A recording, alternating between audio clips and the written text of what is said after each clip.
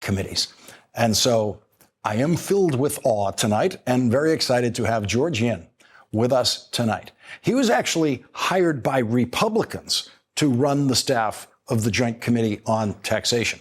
There is usually depending on which party is in power, a Democratic chairman of that committee or a Republican chairman of that committee. It was always a Republican in George Yin's time.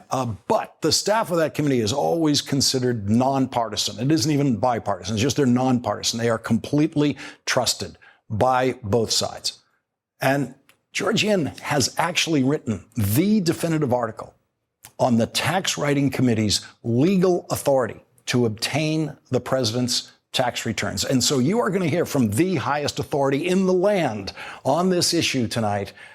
And I'm going to be taking notes. And later in this hour, we're going to hear from the newest Democratic presidential candidate. In our Contenders series tonight, we will be joined by Democratic Congressman Tim Ryan of Ohio. Any Democrat who can win in Ohio is someone the Democratic Party has to pay attention to. And in the lazy labels of the political news media, Tim Ryan is often referred to as a moderate, but I don't know what moderate means anymore because Tim Ryan is in favor of Medicare for all, which was just a short time ago the most extreme liberal position that you could take in Congress. So you may be surprised by some of Tim Ryan's positions. And remember, there are two slots that have to be filled at the Democratic National Convention, president and vice presidents. We need two candidates. And it's never too early to start looking for a vice presidential candidate who can maybe help the ticket win in a very important state like, say, Ohio. So you're going to want to hear from Mr. Ryan of Ohio tonight. But first, Donald Trump has a new lawyer, and that lawyer is trying to do something that has never been done before. And the reason it's never been done before is that the law is very clear about the case that President Trump has hired his new lawyer to handle. And it may be the case that Donald Trump fears more than any other thing that has happened to him since he took the oath of office. The president's new lawyer is a private attorney who does not work in the White House. He is not on the government payroll. He's a private lawyer hired by Donald Trump to try to stop House Ways and Means Chairman Richard Neal from legally obtaining Donald Trump's tax returns. And we've been discussing, as we've been discussing at this hour for the last two nights, the chairman of the House Ways and Means Committee has the unique power written into law that allows him to obtain anyone's tax returns. And obtaining public officials' tax returns, including the president, is one of the things that this law was actually designed to do. The law allows the chairman of the tax writing committees in the House and in the Senate to obtain any tax returns they want to see. And no one has ever successfully blocked them from doing that. Ever. The president's new lawyer, William Consovoy, wrote a 3-page letter today trying to block Chairman Neal's demand for the Trump tax returns. It could have been a much shorter letter if anyone had ever successfully blocked one of the tax writing committees from obtaining a tax return, because if that had ever happened, the president's lawyer could just cite that case, claim it applies here, and be done with it. Instead, the president's lawyer wrote a letter filled with irrelevant references, political argument, and faulty legal scholarship. In other words, the president has hired yet another lawyer who literally doesn't know what he's talking about. But the president is desperate this time because there is nothing the president has worked harder to hide than his tax returns. Nothing. The president is happily living with the public knowledge and his wife's knowledge of his affair with Stormy Daniels shortly after his third wife gave birth to his fifth child. I mean, the president was hoping we didn't find out about that, but he sure doesn't seem to care that we did. His tax returns are something else. Tim O'Brien is a frequent guest on this program who has been studying Donald Trump's financial affairs for years, and as a result of a lawsuit, was once allowed to see 1 year of Donald Trump's tax returns when he was a New York Times reporter. Today, Tim O'Brien said this: "This is something he is going to fight tooth and nail. It opens a vein.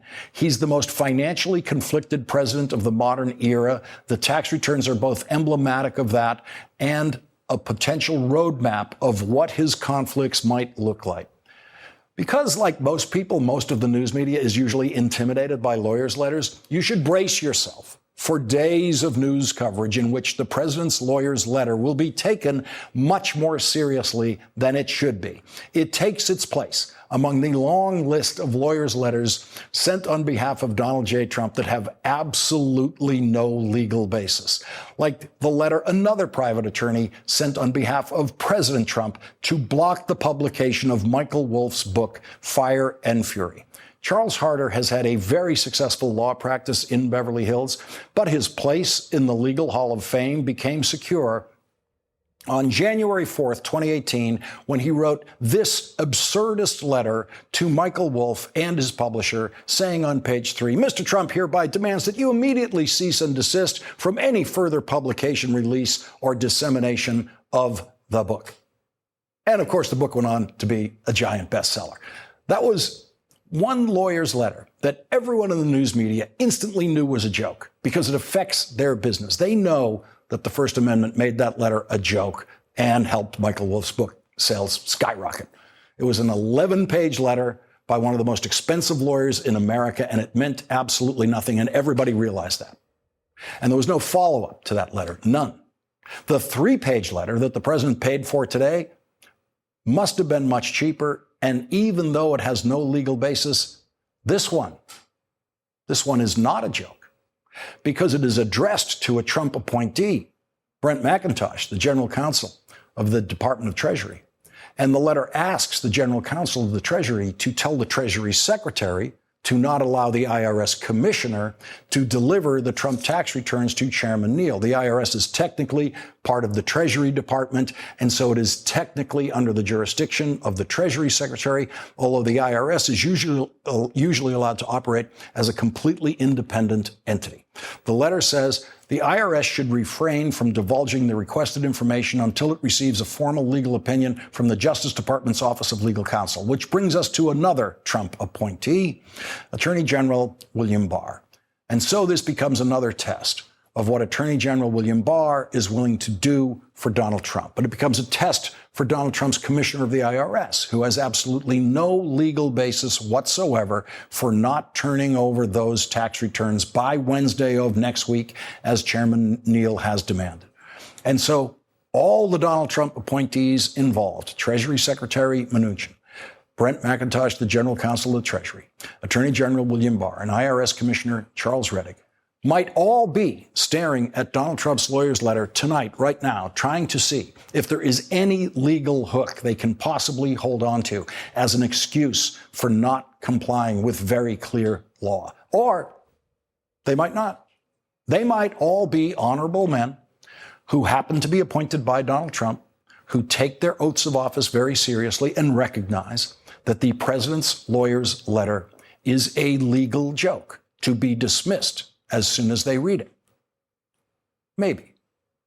The lawyer's letter says requests for tax returns and return information must have a legitimate legislative purpose. Chairman Neal's letter demanding the tax returns says, consistent with its authority, the committee is considering legislative proposals and conducting oversight related to our federal tax laws, including but not limited to the extent to which the IRS audits and enforces the federal tax laws against a president. It is necessary for the committee to determine the scope of any such examination and whether it includes a review of underlying business activities required to be reported on the individual income tax return. And that is why the chairman is asking for Donald Trump's tax returns instead of Barack Obama's tax returns, because Donald Trump is the only president who has significant underlying business activities. The chairman wants to know whether the automatic IRS audit of presidential tax returns includes Donald Trump's business tax returns.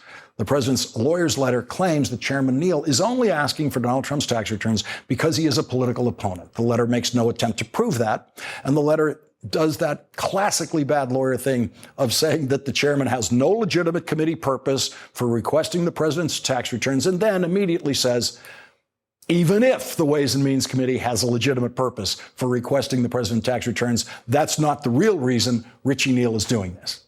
The letter simply says that the president's lawyer does not believe the reasons Richie Neal gave for demanding the president's tax returns.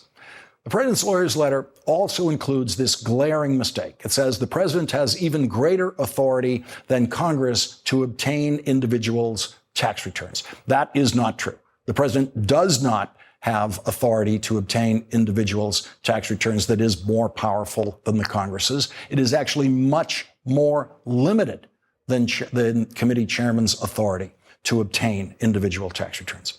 Richie Neal is in his 30th year of service in the House of Representatives, where everyone calls him Richie, just like they do back home in his congressional district in Western Massachusetts. He's not Chairman Neal back there. He's Richie Neal. And he was Richie Neal to me when I was working on the staff of the Senate Finance Committee working on tax policy, and he was a member of the Ways and Means Committee working on tax policy. Most of you have never heard his voice because his approach to congressional life has always been about carefully doing the work and the homework, including carefully doing the work for his constituents in Western Massachusetts so that he is always reelected, but never seeking the limelight in Washington. Richie Neal has had an open invitation to be on this program every night since the Democrats won the House of Representatives. And full disclosure, I think of him as a friend of mine. And he won't do this show because he doesn't want or need the attention. Richie Neal is the opposite of Donald Trump in every good way that you can be the opposite of Donald Trump. And tonight, Donald Trump has no idea what he's up against in Richie Neal. But I, for one, have no doubt who is going to win. Richie Neal is going to get Donald Trump's tax returns. Leading off our discussion now is an honor to be joined by George Yin. He's the former chief of staff of the Joint Committee on Taxation. He is now a professor of law and taxation at the University of Virginia Law School. And also joining us, Democratic Congressman Jimmy Gomez of California. He is now a member of the House Ways and Means Committee. He's also a member of the Oversight Committee, but he's a member of the House Ways and Means, where this demand for Donald Trump's tax returns originated. George Yin, let me start with you. You've read the president's attorney's letter about this. You've also written the definitive article about this law. Give us your review of the president's lawyer's letter, and do you see any merit in it? Thanks, Lawrence. Pleasure to be with you. That was an over-the-top introduction. Well, let me just stop you. You know, and Jimmy Gomez knows exactly how us former and current tax committee staff regard the chief of staff of the Joint Tax Committee. Well, we always bow. Thanks. Yeah. Very nice. But I completely agree with you. The letter really didn't say anything useful. I thought Chairman Neal's letter request lays out a couple of reasons that would qualify as legitimate legislative purposes. And one of the ones that is laid out, I think, is particularly strong, which is to lend oversight over the IRS's audit of the president's returns. The president has indicated repeatedly that his returns are under audit, but the fact is there have been problems with that in the past. The first audit by the IRS of President Nixon's returns, actually the IRS gave President Nixon a complete clean bill of tax health as a result of that audit, and even sent President Nixon a letter complimenting him on the care with which he had prepared those returns. But on later audits of the same returns, one by the nonpartisan staff of the Joint Committee on Taxation and one by the IRS again, we discovered that, in fact, President Nixon owed almost $500,000 of additional tax and interest. So there's an inherent conflict of interest when the IRS is asked to audit essentially its boss. And it's absolutely the responsibility of Congress and the Ways and Means Committee to exercise its oversight responsibility to double check that that audit is being done appropriately, or whether there's any funny business going on. So I think that the chairman is very smart in laying out that rationale, as well as others, for this request. Let's listen to Richie Neal. The audience will finally get to hear his voice because they don't hear this very much. He did make some comments yesterday about his approach to getting the Trump tax returns. We followed IRS guidelines, which suggest to taxpayers that 6 years is generally the measurement that they use for advising taxpayers on how long to keep their forms. So we didn't want to have the case perhaps dismissed on a technical glitch. So again, I think, as I've said to you now, for a long period of time, we've taken a very methodical approach to what will likely be an established court case. Congressman Gomez, talk about the way your chairman has approached this, because you've seen it from the inside. We only knew about it the moment his letter came out saying that he was doing this, but you saw him, how he approached this, how he built to this moment. You know, Chairman Neal is one of the most strategic, methodical individuals in Congress, and he knew what was going to be before us as a committee and before him. So he was setting up something to make sure that we abided by the law, by statute, and made sure every committee member understood the statute. And this is why he's done it so slowly. He had a lot of pressure on him to go after the taxes right away, but he didn't do that because he knows that this is too important and the American people are counting on him. Georgian, I want to talk about the law that governs this. It uses the phrase, the secretary shall furnish the tax returns, meaning the Secretary of the Treasury. And that's simply because of the organizational chart where the IRS is technically within the Treasury Department. Historically, though, these requests have always been handled directly by the IRS commissioner. Isn't that the precedent we have for it? And isn't that why Chairman Neal addressed his letter directly to the IRS commissioner? Well, yeah, you're right. The commissioner of the IRS has more direct custodial responsibility over the returns. Obviously, people directly under him are the ones who actually have the material that the chairman has requested.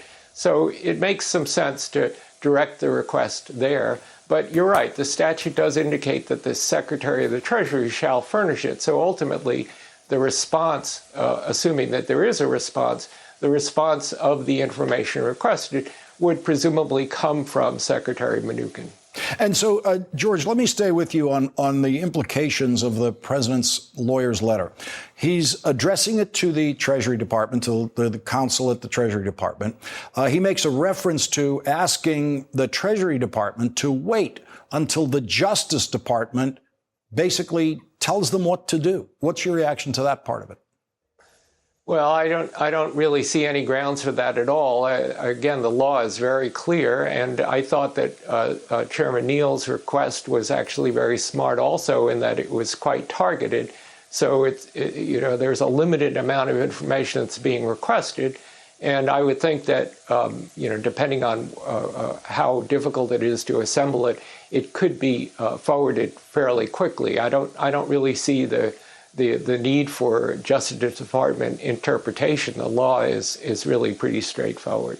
And Congressman Gomez, the president has always said as a campaigner, and he still says, you can't see my tax returns because they're being audited. We don't know if that was ever true when he was a candidate, but it is true that the president's tax returns are routinely, automatically audited by the IRS. But Barack Obama, as president, did two things. He always filed his income tax returns on time before April 15th, and he always released those tax returns publicly upon filing them, even though every one of those tax returns was being audited. That's correct. Trump has avoided releasing his taxes since he started running for president. And I think we need to really focus in on that. Why does he not want the American people to see his taxes? And this is something that's been done for 40 years. Republicans and Democrats alike have released their tax returns, and even while under audit. So there's nothing that prevents him from actually showing his taxes and putting the American people at ease that he's not under leverage or being leveraged by an individual or by a foreign government. Congressman Jimmy Gomez and George Yin, thank you both very much for joining us tonight. I really appreciate you starting us off. Thank you, Loris. Thank you. And when we come back, Donald Trump's presidency is not about governing. It's about the rallies. It's about what sounds good at his rallies. And that is why Donald Trump is constantly retreating from things he says to his rally audience that he just can't get done or do in government. Things like, closing the border with Mexico. But appealing to his rally audience also means that Donald Trump's support has never increased. And that makes him a very weak re-election candidate. And later tonight, we will be joined by the newest Democratic candidate for president, Ohio Congressman Tim Ryan. Hi, it's Katie Tur. Want to keep up with MSNBC while you're on the go? Subscribe to the MSNBC Daily Newsletter. You'll get the best of what you've missed during this unprecedented era of news. Text MSNBC to 66866 to subscribe. This morning, a liar tried to explain a liar. Has he dialed down the line? No, he's very consistent. He's probably consistent over the last 40 years in terms of the way he frames a narrative and a story. He does it because he thinks it's fun. So the president of the United States lies because he thinks it's fun, according to a liar who has known President Trump for a long time and sort of kind of almost worked in the White House for about a week or so, even though he was never on the White House payroll. The problem for the president is that a majority of Americans do not think there is anything fun about him. That's why the president's approval rating seems to be locked at a maximum of 43%. The president was elected with only 46% of the vote, so he's in no position to lose any bit of that support, which he's already done. And also, unlike any other president, Donald Trump has never once tried to appeal to a voter who has not already voted for him. And the way the president has chosen to appeal to the voters he already has is exactly the same way he appealed to them as a candidate, at rallies. This is the rally presidency. The only thing that matters to Donald Trump is how it sounds at a rally. Donald Trump doesn't care if he can do the things that he says, like close our southern border with Mexico. I haven't been covering that story on this show because I believed it was just another Trump rallying cry, not something he was actually going to do. And that, of course, turned out to be right. And so many in the media are reporting that Donald Trump has once again retreated from a Trumpian idea, an idea that no other politician would ever suggest, a crazy idea of shutting down the border. But is it a retreat if he was never going to do it? Do his voters think it's a retreat, or do his voters just want him to sound tough about the Mexican border? Is that good enough for them? His voters also seem to want him to actually be tough about the Mexican border. But Donald Trump knows they most of all appreciate him sounding tough. And when Donald Trump tries to sound tough, he sounds hateful. It's very difficult to compare what Donald Trump says to what previous presidents have said or presidential candidates have said. And so presidential candidate Beto O'Rourke has found a very dark comparison to what President Trump says. I compared the rhetoric that the president has employed to rhetoric that you might have heard during the Third Reich. Calling human beings an infestation is something that we might have expected to hear in Nazi Germany. Describing immigrants who have a track record of committing violent crimes at a lower rate than native-born Americans as rapists and criminals. Seeking to ban all Muslims, all people of one religion. What other country on the face of the planet does that kind of thing? Or in our human history, or in the history of the Western world? Because they are somehow deficient or violent or a threat to us. Putting kids in cages, saying that neo-Nazis and Klansmen and white supremacists are very fine people. You draw your own conclusions, but this is not something that I expected to hear a president of the United States of America ever say. Joining our discussion now, Neera Tanden. She's the president for the Center for American Progress. She's a veteran of the Obama administration. She worked on the Affordable Care Act. Also joining us, Rick Wilson, a Republican strategist and contributor to the Daily Beast. Is the author of the book, Everything Trump Touches Dies. Neera, it's hard to recite Rick's book titles without chuckling about them. Neera, this is inevitable, that candidates are going to be asked about Donald Trump's rhetoric. Beto O'Rourke did not shy away from it. He, for him, the closest comparison is something outside of our politics, something very dark. Mm-hmm. In fact, this afternoon, Donald Trump further compared immigrants and people coming across the border as animals, not humans, he said, animals, basically making Beto O'Rourke's point, which is essentially Donald Trump for years now has tried to adopt and has adopted the language of making immigrants, undocumented immigrants, animals, otherizing them, making them people that you don't feel are people. And it's, in my view, it's absolutely accurate that fascists do that. And I think it's really important that we call this language out for what it is, which is not the language of Democrats or democracies or leaders of the free world, but language of dictators. And I think there's going to be a forceful debate within the Democratic Party about immigration and other issues. But I also think the Democratic Party is looking for leaders who are going to take the fight to Donald Trump, not cower, but to take the fight to him and say the way he's speaking is really, frankly, not American. Rick Wilson, let's talk about Trump voters for a second. I mean, I'm sure I have a smaller sample who I know than you know. But the Trump voters who I know do not believe him. For example, the Trump voters I know, they never believed Mexico was going to pay for the wall.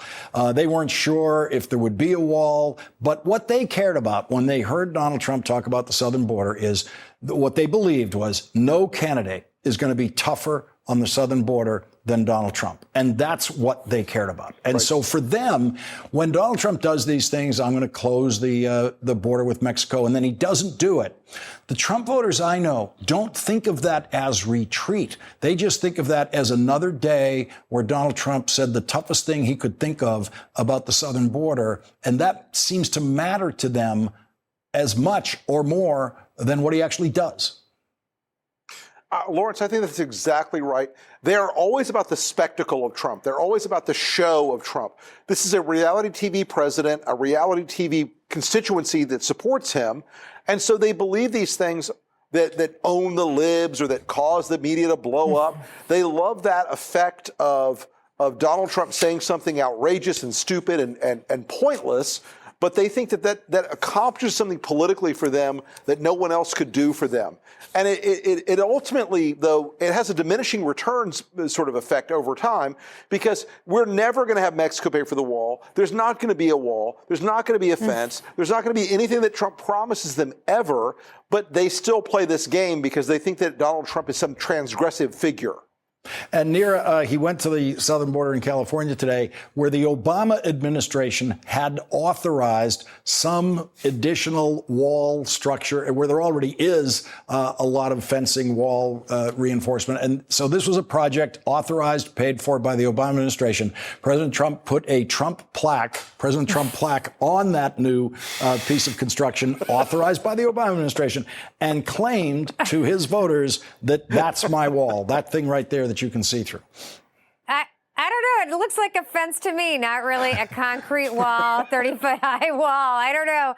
My eyes tell me it's a fence, not a wall. But I think Rick is absolutely right. Look, Donald Trump is a one-trick pony. Whether it's, 2016, 2018, or 2020, he is going to use like xenophobic appeals, anti-immigrant appeals, calling them animals.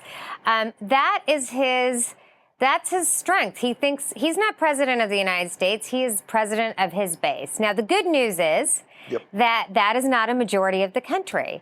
A majority of the country thinks that what Trump is doing is actually morally indefensible and wrong. But he is counting on exciting his base, getting them enthusiastic, riling them up. And I do think it is because they're attacking some other group. It's always a politics of subtraction, never addition for him.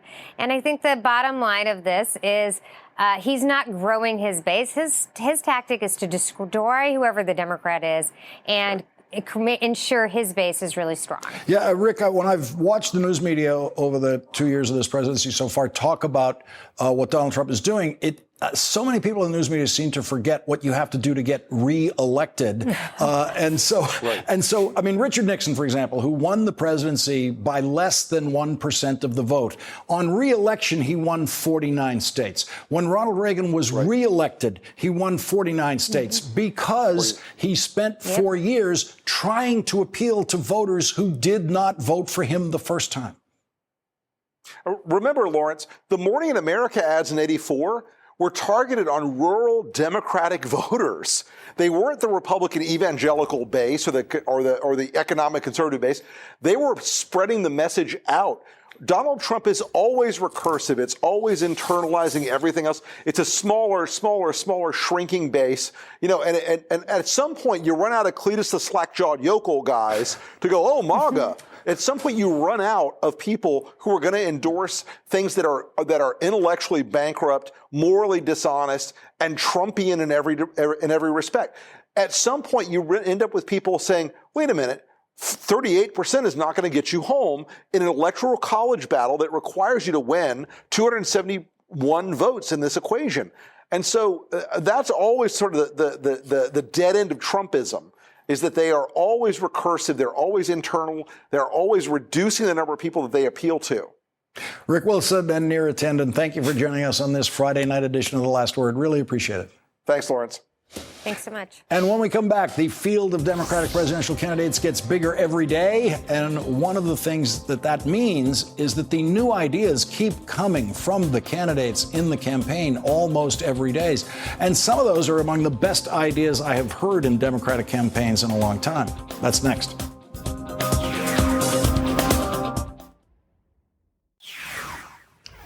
The presidential campaign came to Midtown Manhattan today, where several candidates appeared at Reverend Al Sharpton's National Action Network conference.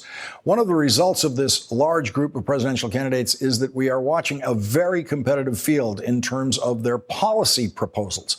The Democratic presidential campaign has already supported and created important policy ideas that are going to become part of the boilerplate of the Democratic campaign.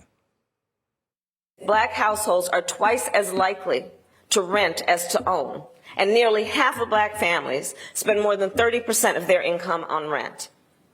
So what I am proposing is that for families who are spending, and individuals who are spending more than 30% of their income on rent plus utilities, they get a tax credit to help them get through the month.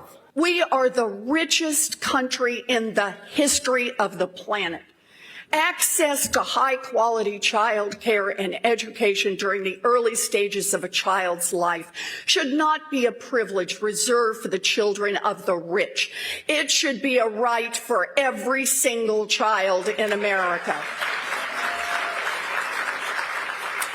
And that's why I'm proposing a big structural change. Universal child care and early education for all our babies. We have to pass a national paid leave plan. I have proposed what will be the first in the history of our country, federal investment in closing teacher pay, with an emphasis also on those districts and areas that have the highest needs. And you know, we're going to pay for many of these programs by not giving tax breaks to billionaires and large corporations as Trump does. We're going to tell them that they're going to finally start paying their fair share of taxes. After this break, our Contenders series continues. We'll be joined tonight by a presidential candidate who knows how to win elections in the crucially important state of Ohio. Congressman Tim Ryan announced his presidential campaign yesterday, and we're lucky to have him for his first MSNBC primetime interview as a presidential candidate. Tonight, Mr. Ryan of Ohio is next.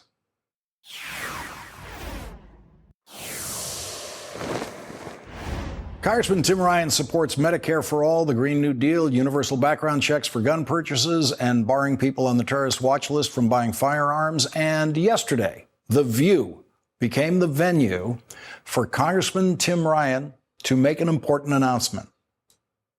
I can go back just a few weeks where my daughter called me crying from school because her friend was crying to her. Her dad just got transferred at the local General Motors plant. The kids had to move. Yeah. And my daughter called me and she said, you got to do something. And I said, I'm going to do something. And I'm going to run for president of the United States. And we're going to make sure this doesn't happen. And that was Congressman Tim Ryan's official announcement that he is a candidate for president of the United States. And joining us in tonight's Contenders interview is Democratic Congressman Tim Ryan of Ohio. Congressman, thank you very much for joining us in your first MSNBC primetime interview. Really appreciate it. Thanks, Lawrence. Great to be with you. I want to get through as many issues as we can, and the way I frame my questions is, what will you do as president? I want to know if you're in the Oval Office at that desk, what you will sign, what you will veto, what you will do. I have a new question for the candidates that I've just started asking, because we don't really know at this point what is going to happen to the Mueller report and whether Congress is going to end up with a redacted Mueller report and never get their hands on the full unredacted Mueller report. And so, as president, if you are the next president of the United States, would you authorize the release of the unredacted Mueller report to the relevant congressional committees? Of course. I think it's important to have transparency. I think we've got to rebuild some credibility and some trust with the American people. I most definitely would, with the exception if there was some national security issue or some sources that would be revealed that we wouldn't want to go down that road and put anybody's life in danger or lives in danger. That would be the only exception I would have, but I think it should be transparent. And it's April, which is, of course, tax filing time for all of your constituents who are nervously trying to get theirs filed by April 15th. You voted for H.R. 1, which makes it the law, if it becomes law, that all presidential candidates must release 10 years of tax returns. Have you released 10 years of tax returns, or do you plan to do that? We have not yet, but I most certainly will. And will you be filing? I think that should be a pretty straightforward question for the President of the United States. Can you give us a timetable? We know April 15th is the deadline for getting this year's taxes done. I would imagine the next few weeks have to get everything in order. But yeah, we just announced yesterday, and we'll be getting all of these affairs in order. But we will make sure we get that to the American people. They deserve to see that. And do you support higher income tax brackets and higher rates for incomes over $10 million or $20 million, $50 million, these astronomically high incomes that we've never seen before? Well, I do, but let me put a caveat, not necessarily a caveat here. I think it's important, Lawrence. We have so many broken systems in the United States. The healthcare system's broke. We spend 2.5 times more than any other industrialized country, and we get the worst results. Our environmental system's broke. We got algae blooms in the Great Lakes, a dead zone at the mouth of the Mississippi River. You look at our education system and the rankings there. You look at our food system, where half the country has diabetes or pre-diabetes. All of these systems are broke. So while I think we have to get more revenue, and we have almost $1 trillion a year deficit that's coming in the years to come, a year. We're going to need more revenue. But I think as Democrats, we have a responsibility to reform the government so that whether we're asking middle-class people to pay taxes or the wealthy to pay taxes, we're not asking them to dump money into a black hole that's wasting money. And we have a responsibility in 2019, 2021. We've got to reform the government. We've got to get it running more efficiently. It's got to be more modernized. And I think we owe that to the taxpayer. So sure, yes, and not yes, but. I normally don't ask political campaign questions of the candidates, but you're the one from Ohio, and I simply can't resist. Ohio is a crucial state on the electoral map, and what do you feel you know about appealing to Ohio voters, which would translate across the electoral map? What is it that Ohio teaches Democratic politicians about how to win hearts and minds there? That the entire ball game is about economic security. It's about having dignified jobs for people who want to work hard and play by the rules. They want health security. They want retirement security. They want to work hard and then go home and not have to stare at the ceiling at night and worry about whether or not their kid's going to have health care, or they can pay for their kids to go to college, or they're going to make the bills this month. That's the reality of it all. And it's important for us to be a big tent party and talk about all of the justice issues that are out there, but we have to do both. And if we're going to win and rebuild that blue wall, Lawrence, it's going to be around economic security. We have the highest stock market we've ever had. We have the lowest unemployment we've ever had. And yet 40 to 50% of the American people people can't withstand a $400 or $500 emergency. That is disgraceful in the United States. I'm going to change that as president. We're going to have a laser-like focus on rebuilding the middle class in the United States. We're going to have to take a break here. And that's how you win. That happens to be how you win, too. I get that. We're going to take a break here, Congressman. And when we come back, we're going to go back to policy questions. And I want to give you the next question right now. You just have a couple of minutes to think about it. What is the best idea that you've heard from one of the other Democratic presidential candidates? Think about it during the commercial. We will be right back with more from Congressman Tim Ryan.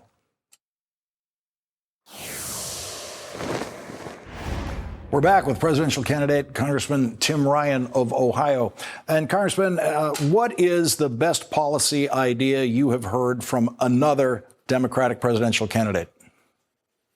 Well, I'd be hard-pressed not to say I liked Kamala Harris's increasing teacher pay.